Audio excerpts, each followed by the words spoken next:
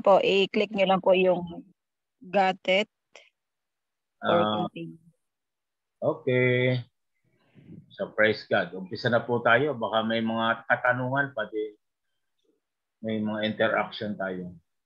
Amen. Sige po, palakpakan po natin ang Panginoon. Hallelujah, Jesus. Hallelujah, Lord.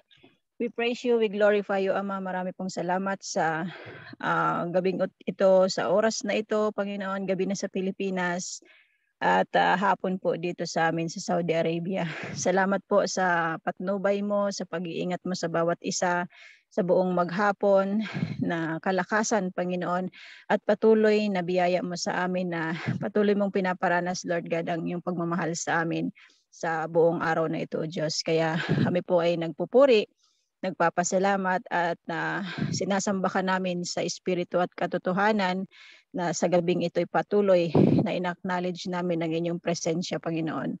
Muli po kaming nagpapakumbaba sa inyong harapan na sa aming paglapit po at pakikinig po ng Bible study sa paglapit sa inyong paanan o Diyos ay kami po inyong patawarin at pakalinisin po, Ama, sa lahat po ng aming mga nagawa sa buong maghapon na ito sa isip man, sa salita, or mga lumabas sa aming bibig, naka-offend man kami, Lord God, sadya man ito o hindi. Kami po ay inyong patawarin at pakalinisin ang aming mga puso at isipan nang sa ganun, Lord, ay malaya at karapat dapat kaming makalapit sa inyo ng may kabanalan o Diyos. Sa pamamagitan po ng inyong banal na dugo, kami po ay naniniwala at nananampalatayang kami inyong nilinis na. Marami pong salamat, Panginoon, sa inyong kapatawaran at dakilang pag-ibig sa amin. Patuloy po naming itinataas ang Bible study na ito sa pangunguna po ng aming Pastor Jimmy. Patnubayan mo po ang aming pastor na ito at kalugdan mo, kasiyahan mo ang mga salita na kanyang babanggitin, Panginoon, na kung saan, Lord God, ay yung biyaya mo ay makamtan ng bawat isa. Biyayang espiritual, Panginoon, na kailangan namin sa aming paglakad sa aming pang-araw-araw na buhay.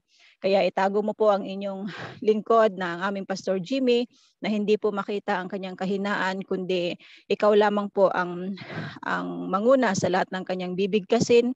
At ikaw po, Panginoon, ang patuloy na magbukas ng aming mga puso at isipan sa mga sarado naming kaisipan, Panginoon, sa katotohanan, ay buksan mo ito, Panginoon, at palitan mo ito, O Diyos, ng espiritu ng pangunawa na nagmumula po sa inyo, Panginoon. Amen. Muli po, O Diyos, salamat po sa puso ng bawat isa na nandito, maging sa presensya ng bawat isa, O Lord God, na laging andyan po, Panginoon, na handang saliksikin ang salita mo at matuklasan ang katotohanan at maging lifestyle namin, Panginoon, maging buhay namin ito sa pang-araw-araw naming buhay na laging ikaw po ang itataas sa aming mga buhay sa paglakad namin bilang Kristiyano.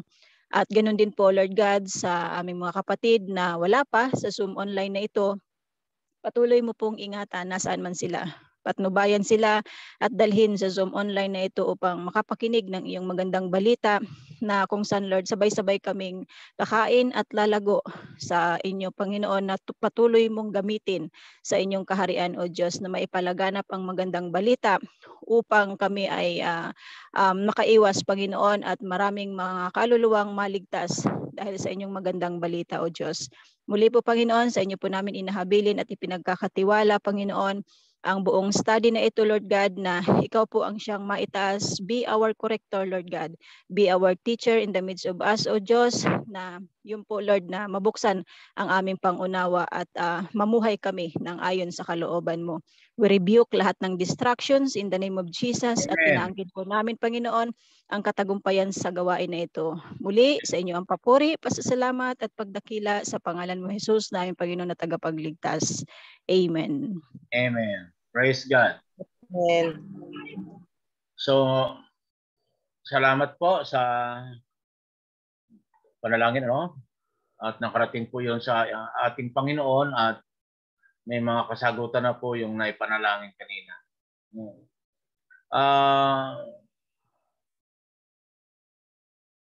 Iparirehistro na po natin ang ating simbahan sa Security Commission sa Manila at na kay Sister Mayuni ang requirements at ang maglalakad ay ang sabi, yung mga member daw, yung pangalan nila, complete name ay yun ang kailangan, pangalan ng church natin, at sino yung namumuno, yun ang requirements, ano? At may babayaran tayo na magkano, Sister Mayune?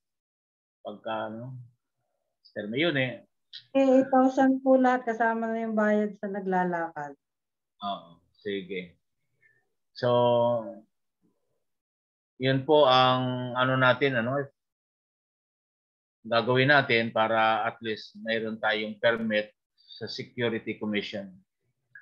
So, purihin ng Panginoon, ngayong gabi ay nasa Book of Romans tayo. Natapos na natin yung Hebreo at hihimay-himayin natin ito at kung ano po ang nais iparating sa bawat isa sa atin, wala tayong magagawa. Masasagasaan tayo, ano? So, ganun ang Diyos, ganun ang Biblia. Hindi po siya ang susunod sa atin, kundi tayo ang susunod sa Kanya. So, purihin po ang Panginoon. Romans chapter 1, inumpisa ko na po sa verse 18. Kukunin lang po natin yung pinakamahalaga. Hanggang 32. Malaya po kayong magtanong, ano? Verse 18, nahayag mula sa langit ang puot ng Diyos. Kaya nga ang pamagat nito ay God's wrath against mankind. Yung puot ng Diyos sa mga tao po, no? May puot ang Diyos, ano, sa lahat ng mga tao. So titignan natin kung ano po ang resulta ng galit ng Panginoon at may ano po ang solusyon naman para maalis ang galit ng Diyos. At mapapag-aralan po natin bakit po sumama ang mga tao. Mapapansin natin sumama ang tao. Anong dahilan? Iisa lang po ang dahilan. Yun po ang ating tatalakayin sa gabing ito, sa Saudi Arabia hapon. Nahayag mula sa langit ang puot ng Diyos laban sa lahat ng kalapastanganan at kasamaan ng mga taong dahil mismo sa kanilang kasamaan ay hinahadlangan ang katotohanan. So pansinin natin, ano? May mga tao na yung katotohanan sa salita ng Diyos ay kanila pong pinipilipit. Kanila pong dinidistort ang katotohanan. So ang Diyos kasi ay Diyos. Ang salita niya nasa Bible. So marami pong tao na mga nagbabasa rin ng Biblia at lahat ng reliyon sa mundo, yung katotohanan sa banal na kasulatan ay kanila pong pinipilipit. Kaya nagalit po ang Diyos. Kaya ang palaala sa atin ng Diyos bilang tayo Christian, kung ano po nakasulat sa Biblia, huwag na po nating dadagdagan, huwag nating babawasan. Huwag na tayo pong kukontra. Bakit? Diyos siya at tayo po ay isang tao lang na galing sa alabok, hiningahan ng Diyos. Wala po tayong kapangyarihan o wala po tayong rason para kontrahin ang salita ng Diyos. We came from the dust and we came from nothing. Wala po tayo. Wala po tayo. Galing lang tayo sa alabok. Hiningahan lang ng Diyos ang ating ilong kaya tayo humihinga. So yan po ang introduction natin, ano?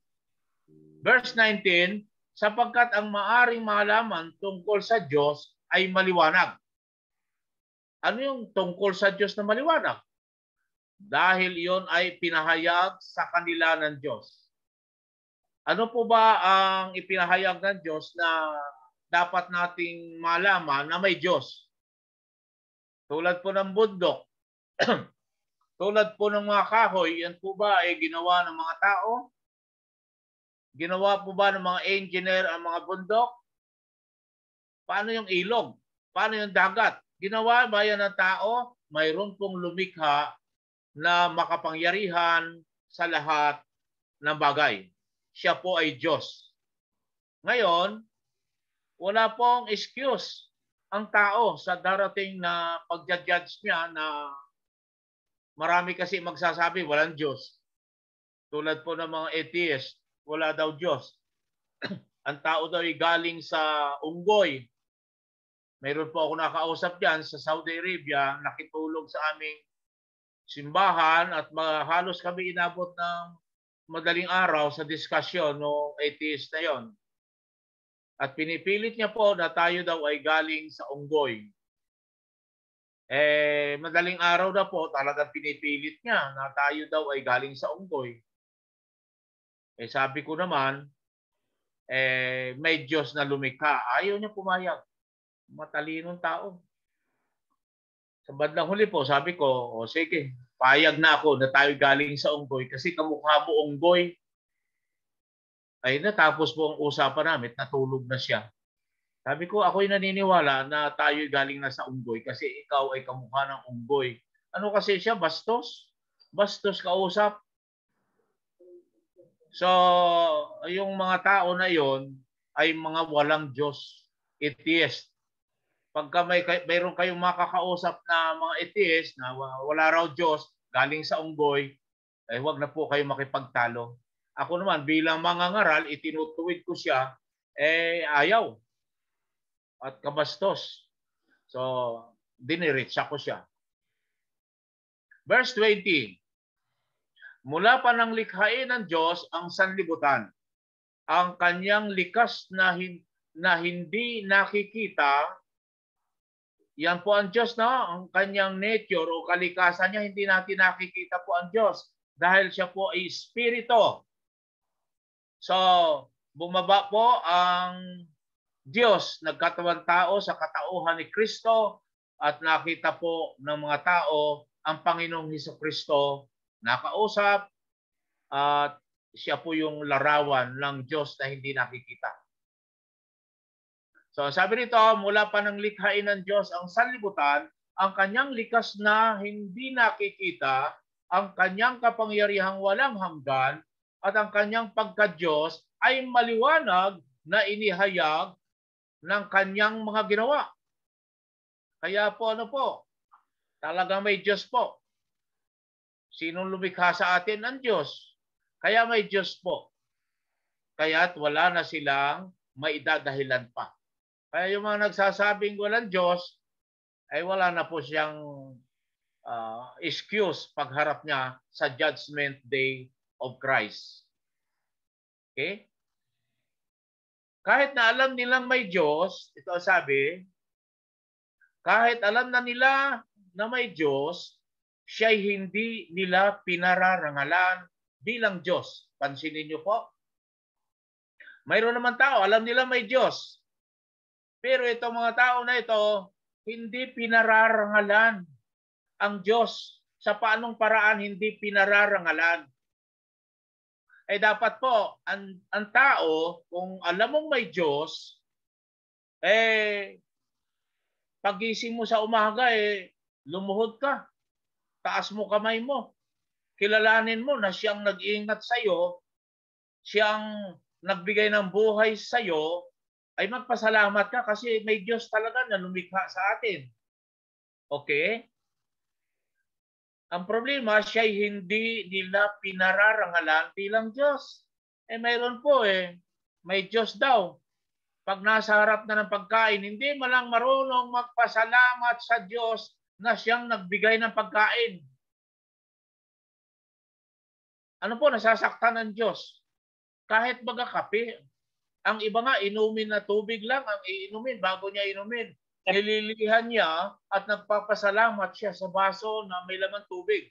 Papasalamat siya sa Diyos. Panginoon, salamat po sa tubig nito. Pansinin mo, ayun po, ikinikilala niya ang Diyos na ang tubig ay galing sa Diyos. Paano pa yung kakainin?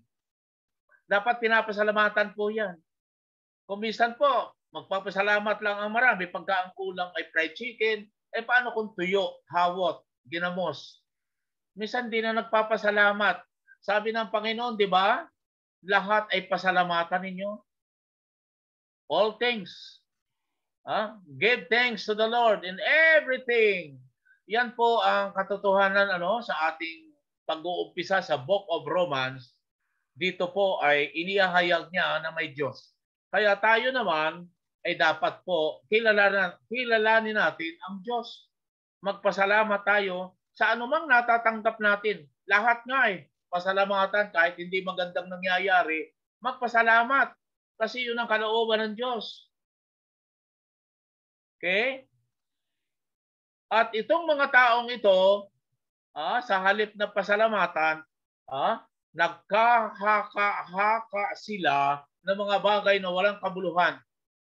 Anong nag-aka-haka? Sa Tagalog kasi malalim itong naghaka-haka . Yung bang ano ba yung sa 21? Okay, i-Englishin ko sa 21. Ito po, in English sa 21.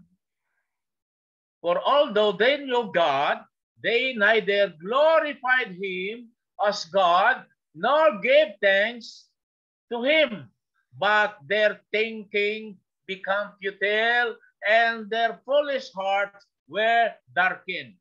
Yun ang ibig palang sabihin, na itong mga tao nagmamarunong, naghaka-haka, nagmamarunong yung mga tao. Siya'y hindi nila pinarangalan bilang Diyos, ni pinasasalamatan man lang. Sa halip, naghaka-haka sila sa mga bagay na walang kabuluhan, kaya't nagdilim ang hangal nilang pag-iisip. So, unti-unti niya pong palulutangin ang kasamaan ng tao. Kaya ang puot ng Diyos ay nananatili sa mga taong pinipilipit ang katotohanan. Nariyan na nga, sinabi na nga ng Biblia na ako ang daan, sabi ni Kristo, pinipilipit pa yan, dinadagdagan pa, mayroon pa raw 100. Pansinin niyo po. Kaya ang Diyos po nagagalit talaga. Sinabi niya, 1 lang ang daan, gagawa ka pa ng 100. So, yun po ang ibig sabihin, mga marurunong po yan, mga matatalino. Bakit ko nasabi? Talagang matatalino ang karamihan. Okay? Yan. Sunod, malulutangin na.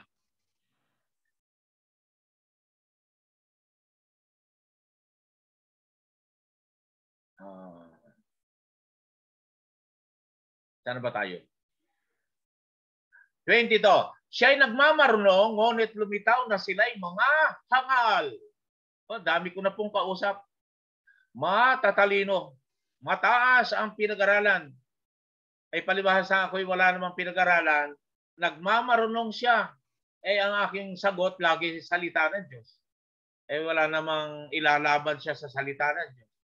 So, maraming ganon, nagmamarunong lang. Pero lumulutang o lumilitaw na sila yung mga hangal.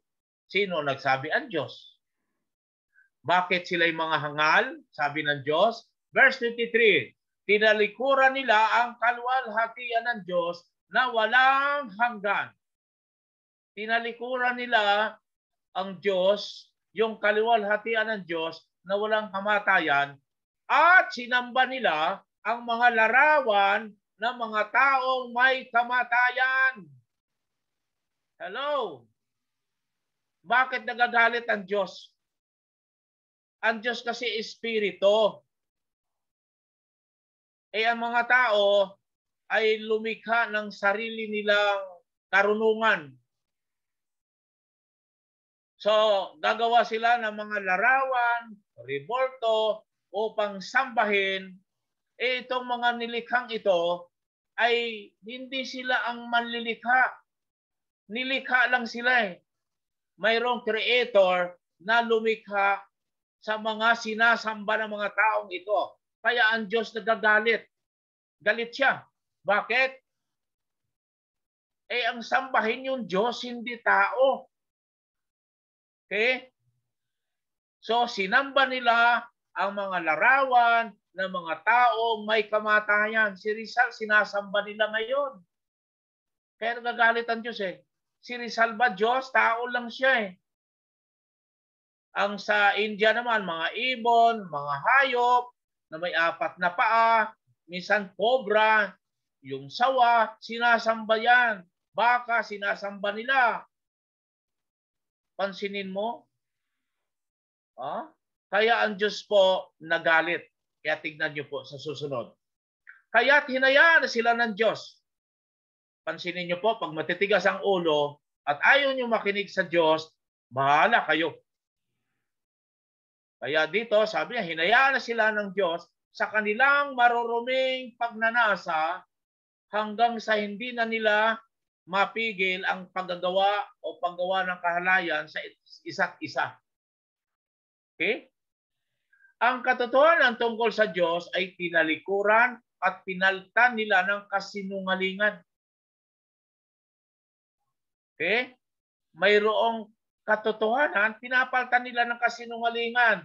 Sinamba nila at pinaglingkuran ang mga nilikha sa halip na ang lumikha na siyang dapat papurihan magpakailanman. Sa ano po napapansin natin sa mundo? Dito lang sa Pilipinas eh.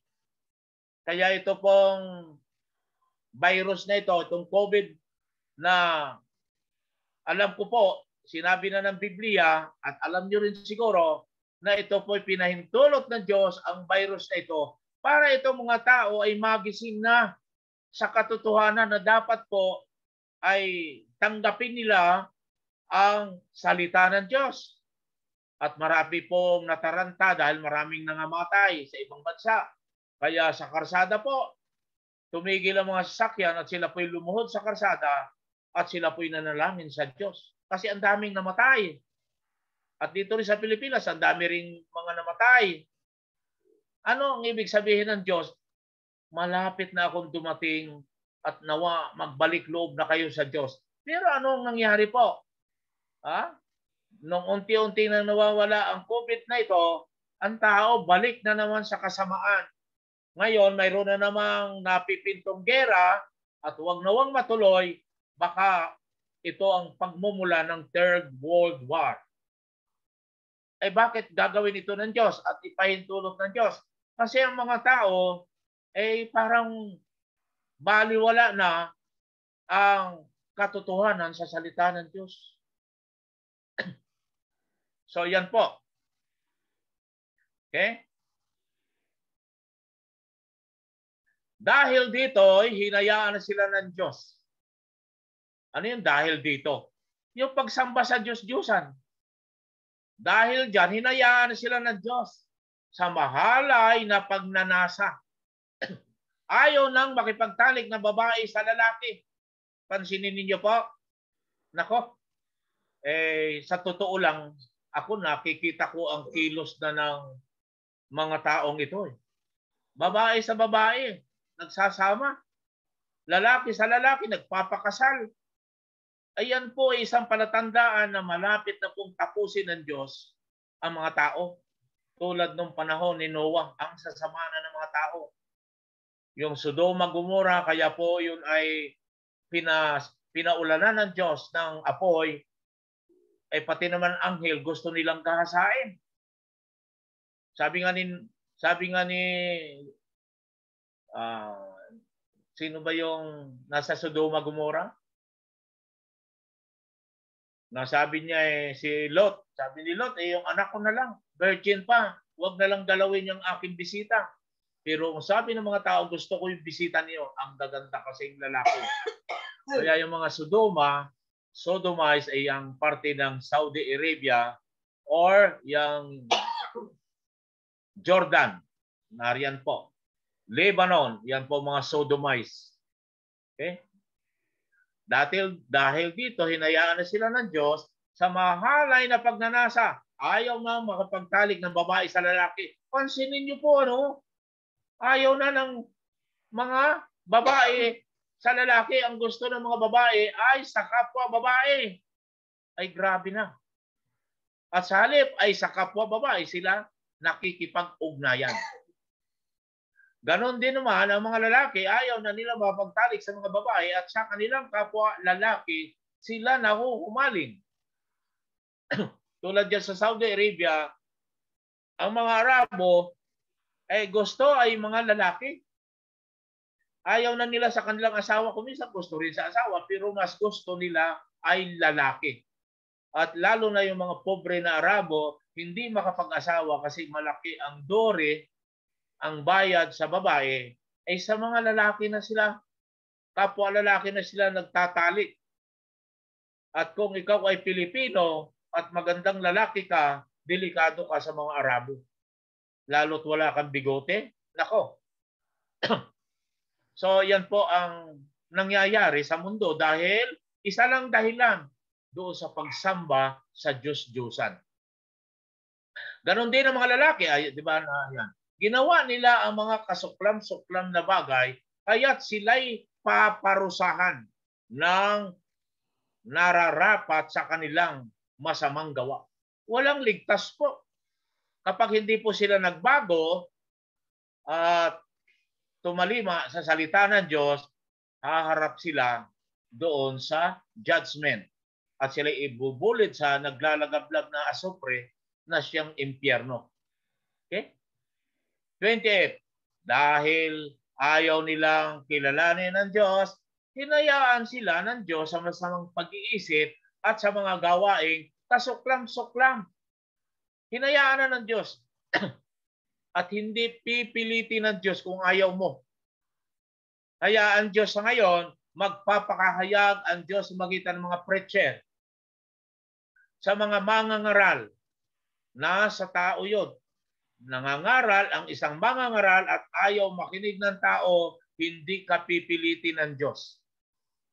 Kaya lang, sa darating ng paghuhukom, doon ka ngayon magsisisi. Kakagatin mo ang iyong ngipin, ang iyong labi sa panghihinayang dahil hindi ka na pakikinggan ng Diyos sa iyong pagsisisi.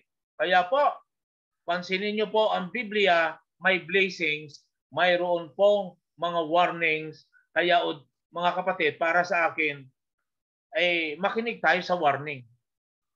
At ano po ang napapansin nyo ngayon, ang mga mangangaral, tinatawanan lang ng mga taong sumisikil sa katotohanan ito. Nagagalit sila sa isang mangangaral na halimbawa, nagbago yung mangangaral, dating loko-loko, naging mabuting tao naman, at ngayon nangangaral ng salita ng Diyos, nagagalit sila na walang dahilan. Ang sabi nila, wala ka nang pakisama. Hindi ka na nakikisama sa amin. Ay talaga naman, bakit ako makikisama sa inyo? Okay. 29. Naging alipin sila ng lahat ng uri ng kasamaan. Naging alipin.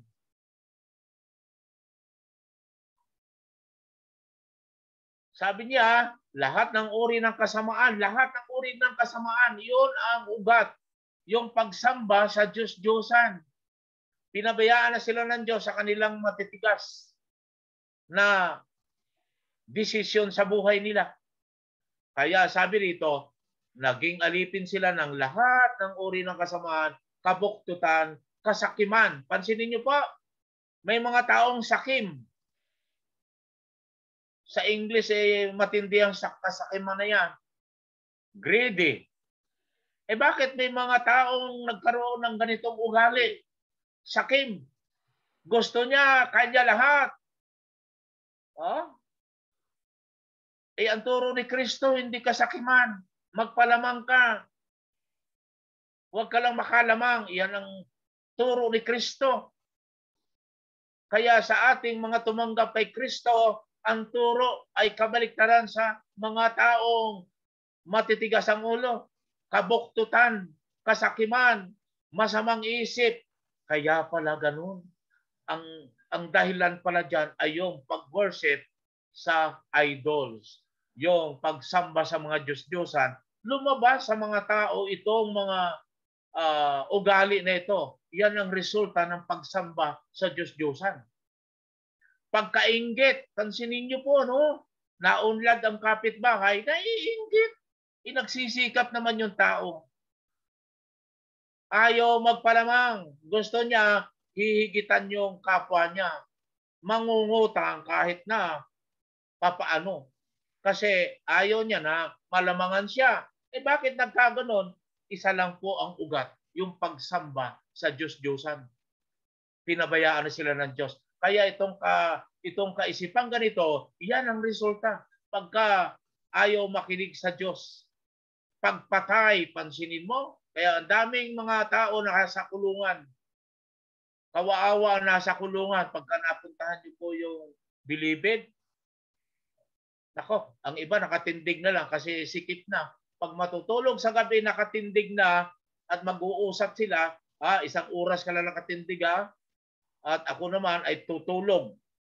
Wala na pong lugar para sa mga tao na masasama. Ay bakit nagkaroon ng ganito? Dahil sa pagsamba sa Diyos-Diyosan. Pagtatalo, pansinin niyo po, ano? Talagang magtatalo yan. Ako tama. Hindi, ako tama. Nagtatalo-talo sila. Pride, mataas ang pride. Yan ay resulta ng pagsamba sa Diyos-Diyosan. Pandaraya. Ako, di ba? Minsan nandaraya tayo. At masamang hangarin. Sila'y naging mahilig sa chismis. Nako, pansinin niyo po. Nauso na ngayon, lumalabas na yung Marites? Bakit nagkaganon ang mga tao? Kuminsan nahahawa na rin ng Kristiyano kay Marites na ito, chismisan at chismisan. At nakakahawa yan.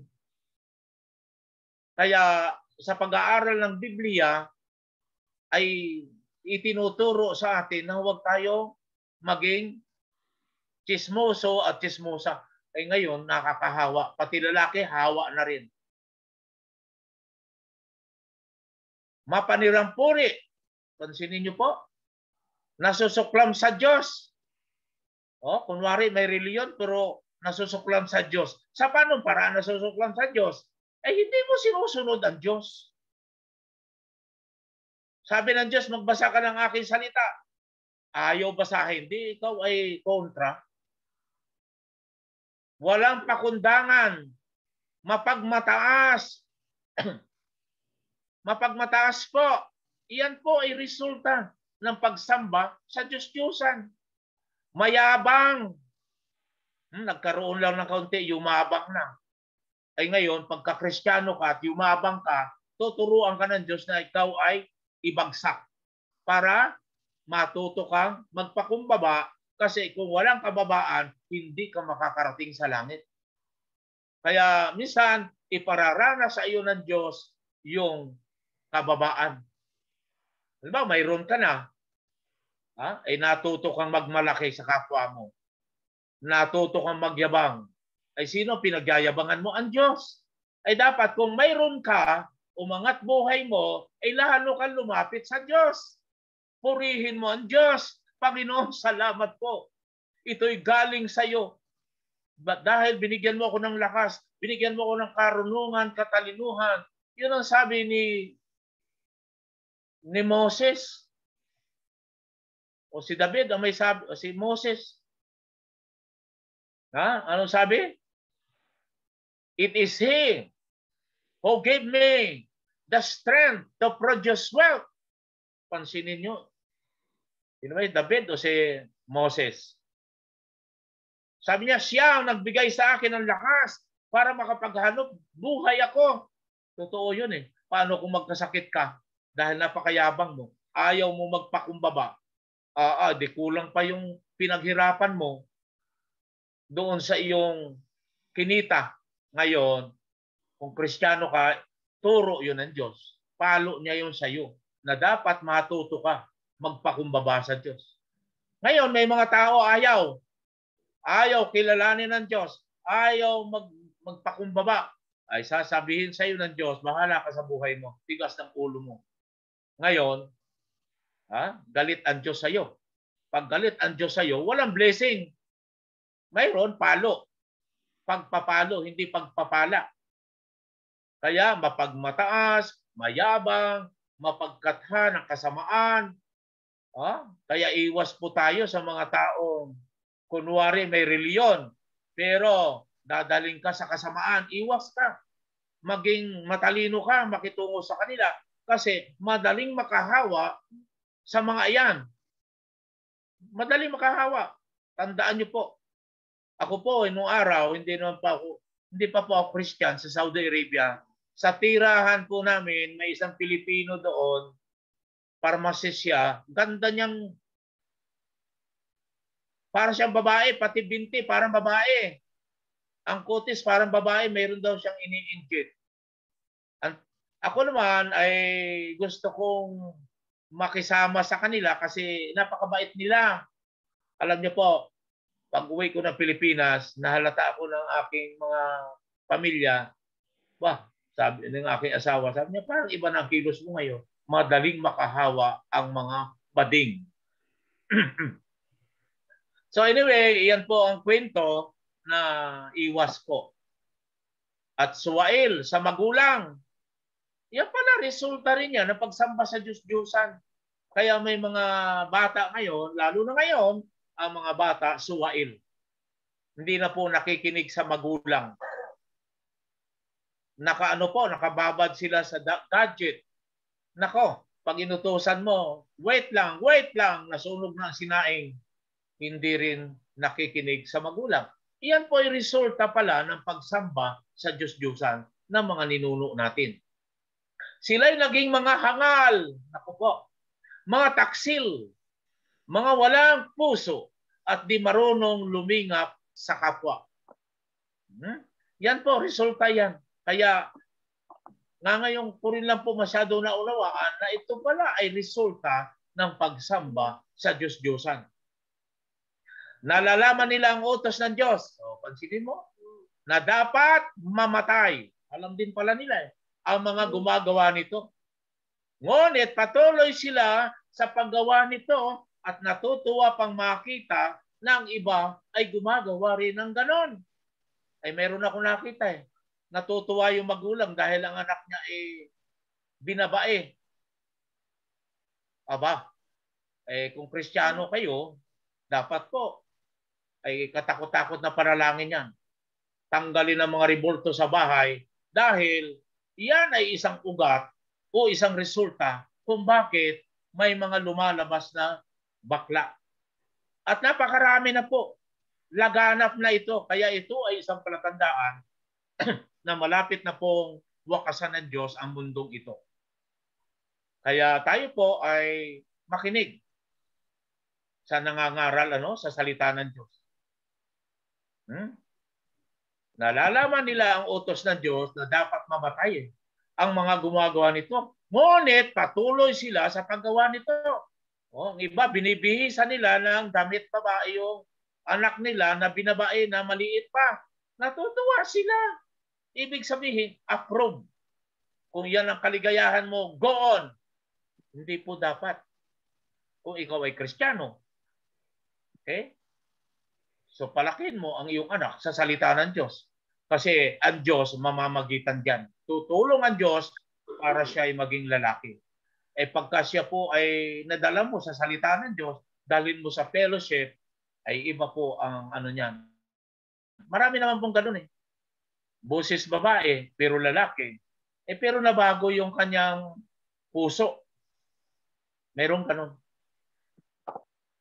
Diyan sa Saudi Arabia, ako po ay umatin sa isang grupo na nagtuturo ng Biblia.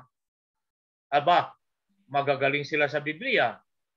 Ay tunay naman na mga member po ni Pastor Ed Lapis Baptist Church na yun po ay malapit lang sa amin at yun po ay dahil sa persecution ng mga Arabo, Mutawa, pinauwi yun o umuwi na. At nariyan sila ngayon sa Manila at magaling mangaral itong si Pastor Ed Lapis. Siya po'y dating binabae. Magaling siya mangaral.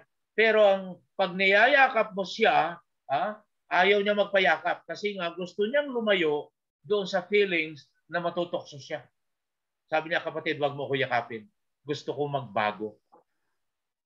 At pansinin niyo po, kung kilala niyo si Pastor Ed Lapis, magaling mangaral, ang laki ng kanilang ministry diyan sa Manila.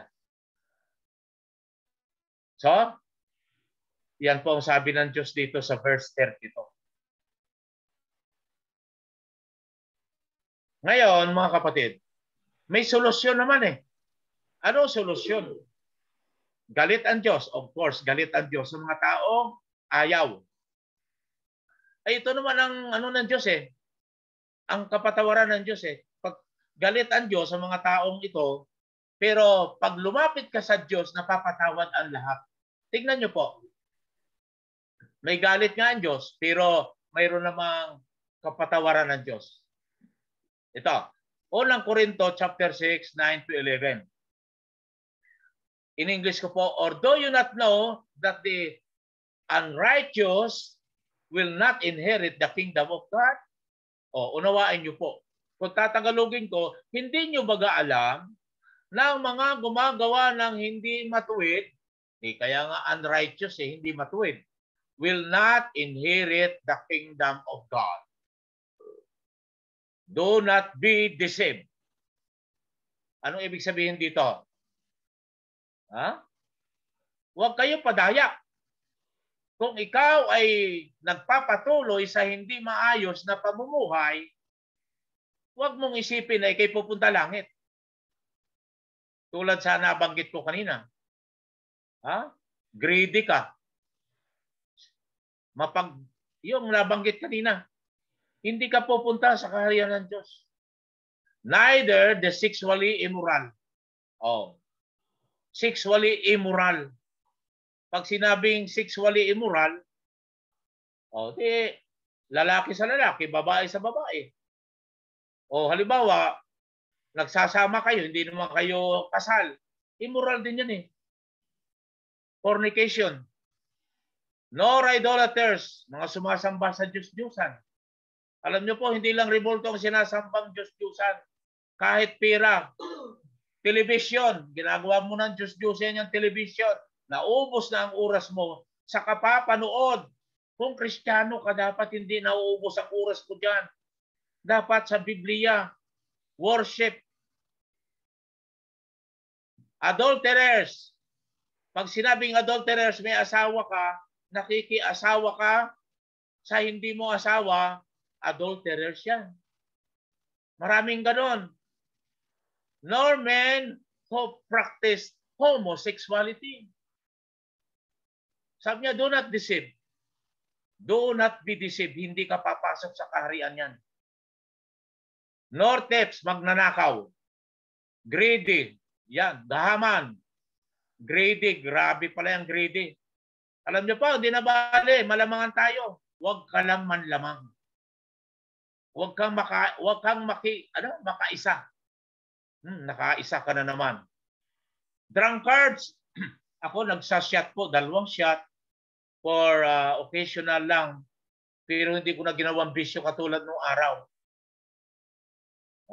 Nor revilers, hindi ko alam ito. Nor swindlers, ano ba yung swindlers? Nangungutang, hindi nagbabayad. Sabi niya, they will not inherit the kingdom of God. Okay? 11. And such were some of you. Ganyan kayo dati, sabi ni Paul. Ibig sabihin, mayroong mga ganyan ang buhay dati. But you were washed. Ngunit kayo ay hinugasan. Nilinis. Sanctified. Binukod kayo. Sa karamihan ng tao, you were sanctified. Binukod ka. Sa dami-dami ng mga tao, isa ka sa binukod. Ibig sabihin, hiniwalay ka sa kanila. You were justified. Pinatawad ka. Sa dami-dami ng kasalanan mo, pinatawad ka. In the name of the Lord Jesus Christ, and by the Spirit of our God. Ito po, mahalaga yan. Pag wala yung Spirit of God sa'yo, hindi ka po malilinis. Hindi ka po magiging matuwid. Hindi ka papasok sa kaharian ng Diyos, mga kapatid. Hindi tayo papasok sa kaharian ng Diyos kahit ikaw ay palasimba. Kung sarado ang puso mo sa salita ng Diyos sa katotohanan, you will not inherit the kingdom of God. But you were justified. You were sanctified. You were washed. In the name of Jesus Christ and by the Spirit of God. Kailan ka malilinis? Ang tanong yan, kailan ka malilinis? Ito po, katapos-tapusan. Acts chapter 2, 38 to 39. Kailan ka malilinis? Sa lahat ng karumihang iyon. Pagsamba sa Diyos-Diyusan, yung resulta ng pagsamba sa Diyos-Diyusan. Kailan ka nalinis? Dito po, yung sabi ni Pedro, repent and be baptized. Hindi na sinabi, ang bata, pag naisilang, ilublob sa tubig at yan ay bautismo na.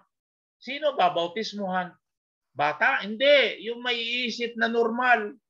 Kaya kung ikaw ay, kung ang bata o kung ang tawag doon, ano ba yung abnormal na bata na isinilang? Exempted po yon. Retarded po ba yan? Retarded? Exempted po yon. Pero ang hindi exempted, yung ang iyong isip ay normal. Normal na matigas ang ulo mo, ayaw mo tumanggap sa katotohanan ito, ay doon ka mananagot. Sino mananagot? Ay di yung ayaw sumunod. So dapat repent. Ano ang nire-repent mo? Lahat. Lahat. Huwag ka magtitira. Tapos, pag ready ka, willing ka magpabautismo, ay kailangan handa ka namang sumunod. Every one of you, in the name of Jesus Christ, for the forgiveness of your sins. Kaya sa bautismo po, patatawarin ng Panginoon ang lahat mong mga kasalanan. Lilinisin yan. Kaya pang inilublob ka, iiwanan mo sa ilalim ng tubig ang lahat ng mga ginawa nating kasalanan doon sa yung ugat, yung pagsamba sa Diyos-Diyusan ng ating mga ninuno. At yung mga ugali nating hindi ayos, yun ang resulta ng pagsamba sa Diyos-Diyusan, nahuhugasan yon through water baptism. And you will receive the gift of the Holy Spirit. Yun po. Yan po magdadala sa iyo sa langit. Yung tatak ng banal na Espiritu. Ay kailan makukuha yun? Pagka nag-water baptism ka. The promise is for you. Ang pangako sa iyo, sa akin, sa lahat ng mga tinawag ng Panginoon sa bawat sulok ng daigdig. For all whom the Lord our God will call. At kung tayo po ay tinawag ng Panginoon, kaya narito tayo sa Bible study, tinawag ka. Tinawag tayo. Kaya, naunawaan niyo po ba na ang pagsamba sa Diyos-Diyosan, yan ang kinagagalit ng Diyos. Kapag ayaw mo na tumalikod sa pagsamba sa Diyos-Diyosan, ang iyo pong mga lahi, sabi ng Exodus 20, ang sumpa ng Diyos from the third and fourth generation. Pag ang magulang matigas ang ulo, ayaw po sumunod sa Bibliang kapamaraanan, ay nako po, may mga apo, lulutang dyan ang masasama. Bakit? May sumpa nga eh. Para mawala ka sa sumpa, sumunod ka sa Diyos. Magpabautismo ka at umpisahan mo na ang pagbabasa ng Biblia at yun po ang magbabago sa atin. Kaya po, kung kayo po'y nabautismuhan, nalinis na po tayo sa lahat ng ating mga kasalanan. At sa magitan po ng Bible study, doon po patuloy nalilinis ang ating mga karakter na nabanggit. God bless. Any question po? Nakuha nyo pa? Naintindihan nyo na po ba? Ito ang dahilan. Ang ugat. Isa lang ang ugat eh. Pagsamba sa Diyos-Diyosan. Kaya, yan po ang nangyari. Di ba? Marami ng bakla ngayon. Marami ng mga tumboy. Nako, malapit na po ang pagbabago ng mundong ito. God bless! Kayo po ay magtanong. Ito po mga nasa Saudi na talakay na nila ito. Sister Meds, mayroon Amen, kayong Pas. Glory to God po. wala kayong karagdagan. Wala kayong tanong. Baka makatulong sa kapwa.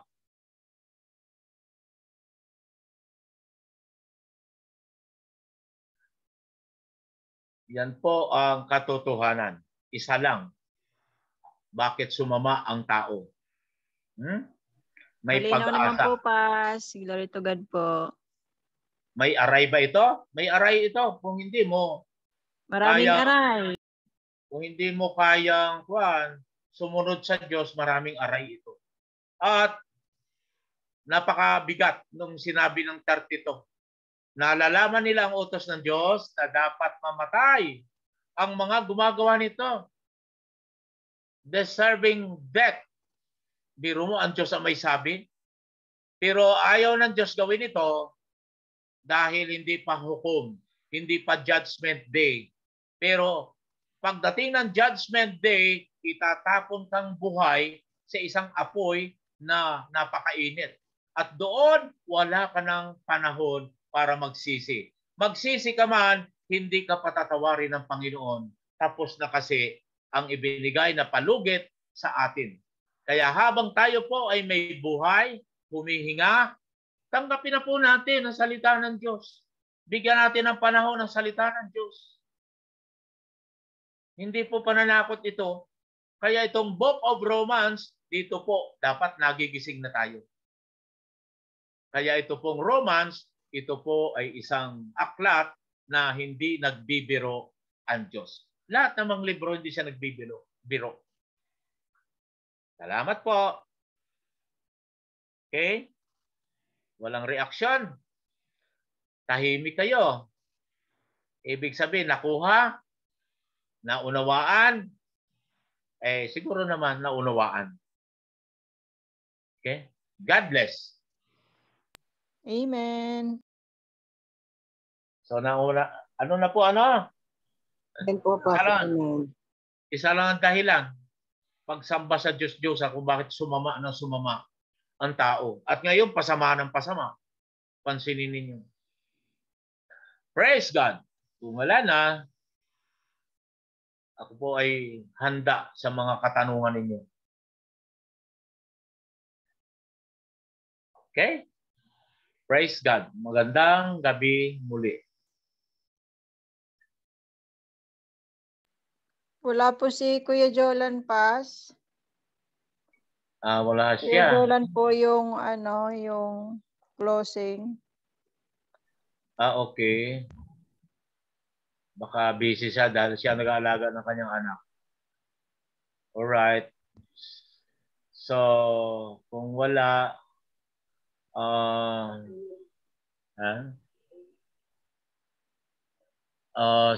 sino ang gustong manalangin? Volunteer. Volunteer tayo. At Thank you, Ate Beth. Thank you. sino pa magpo-closing? Sige. Mag-assign ako. Ate Cristel. Amen. Closing mo, Ate Cristel. Praise God. Closing na po. Oo. Closing Sige mo po. na. Okay po. Palakpakan po natin ang Panginoon. Yes, Lord. Hallelujah, hallelujah, Lord. Lord, maraming salamat po, Lord, sa gabing ito, Lord, sa muli mo na naman po, Panginoon, pagpapakinig mo ng inyong salita, Lord. Nawa, Panginoon, itong aming narinig, Lord God, isa puso namin, Panginoon, at isagawa sa aming pang-araw-araw na buhay, Lord. Maraming salamat po sa pag-iingat niyo po sa amin sa araw-araw, Lord, sa kalakasan ng pangangatawan, sa mga blessings na aming natatanggap sa araw-araw, Panginoon. Maraming salamat po, Panginoon. At nawa, Panginoon, patuloy niyo po kaming ingatan sa aming araw-araw na gagawin, Panginoon. Palaging kayo ang manguna sa aming mga puso, Lord. Kayo ang maghari sa aming mga buhay, Panginoon. At palagi niyo po kaming ingatan sa aming pang-araw-araw na buhay, Panginoon. Patuloy niyo po kaming palakasin ang mga katawan upang patuloy po kami makarinig, Lord, ng salita niyo, Panginoon. At sa mga taong may sakit, Panginoon, pagalingin niyo po sila, Lord God. Sa mga taong nangangailangan ng inyong awa, Panginoon, Nawa kayo ay manguna sa kanilang mga puso, Panginoon, sa mga taong may problema, Panginoon. Kayo ang lapitan nila, Panginoon. At maraming salamat po, Panginoon, sa gabing ito, Lord God. Ito po ang aming dalangin hiling. In Jesus' name, Amen. Amen. Salamat, anak. God bless.